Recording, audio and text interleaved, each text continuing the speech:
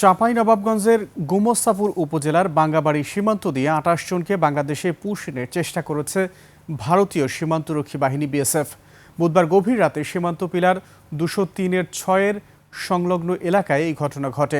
BGB জানায়, বিএসএফের সদস্যরা ১২ পুরুষ, ১০ নারী ও ৬ শিশুসহ মোট ২৮ জনকে বাংলাদেশের ভেতরে ঢোকানোর চেষ্টা করে।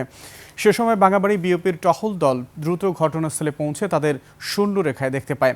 বর্তমানে তারা সীমান্ত এলাকায় অবস্থান করছে এবং তাদের পুনরায় ভারতীয় ভূখণ্ডে ফেরত পাঠানোর প্রক্রিয়া চলছে।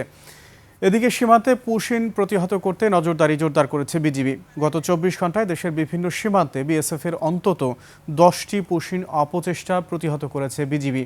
ঝিনাইদহ, যশোর, জয়পুরহাট, পঞ্চগড়, চাঁপাইনবাবগঞ্জ ও সিলেট সীমান্তে বিজিবির সতর্ক অবস্থান, গোয়েন্দা নজরদারি এবং স্থানীয় জনসচেতনতা এসব অপচেষ্টা ব্যর্থ হয়েছে।